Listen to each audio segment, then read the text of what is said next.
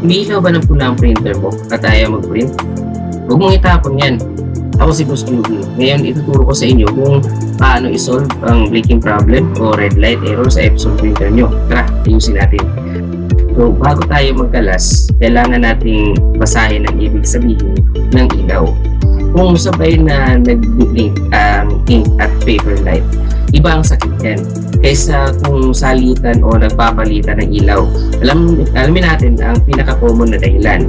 So, kung sabay na kumukurap ang red lights, madalas hardware o sensor problem ito. Pinakauna nating i-check, baka may naipit na papel. Buksan ang cover ng printer, kumuha ng flashlight at silipin ng mabuti ang loob. Minsan, may napunit na maliit na piraso ng papel sa may roller o kaya may nahulog na paper clip. So, tanggalin ito ng dahan-dahan, i-restart ang printer at tingnan kung nawala ang ilaw. Pero paano kung wala namang naipit na papel pero nagbi-blink pa rin ng sabay? Dito na pumapasok yung madalas makalimutan, ang paper feed sensor at ang spring nito. Silipin nyo yung mismong sensor lever sa loob ng paper feeder. Minsan, yung maliit na spring nito ay lumuluwag o tuluyan ng natanggal.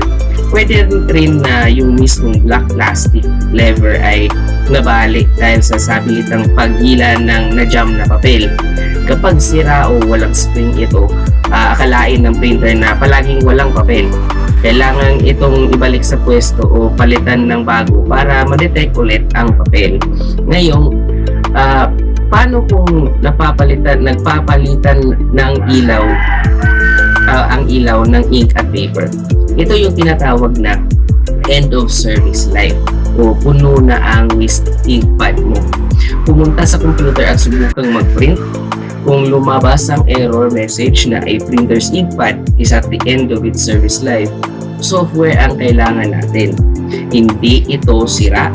Sadyang nilak lang ng Epson ang printer mo para hindi umapaw ang lumang tinta sa loob. Para maayos ito, kailangan natin ng resetter o adjustment program para ma-zero ulit ang counter ng printer. Dahil iba-iba ang software bawat printer model, gumawa na ako ng mga hiwa-hiwalay na full tutorial videos kung paano ito i-download at gamitin ng libre. I-click nyo lang ang mga video link na nasa dyan sa screen o kaya ay i-check nyo ang description sa ibaba.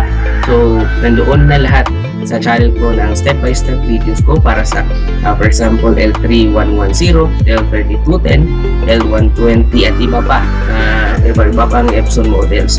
Panoorin nyo yun pagkatapos ng video na ito. At ganyan lang kadali i-troubleshoot ang blinking error.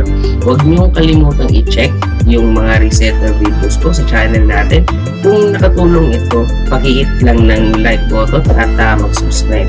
Ano ang susunod na error na gusto niyong ayusin natin? So, i-comment lang sa ibaba. Salamat sa panonood.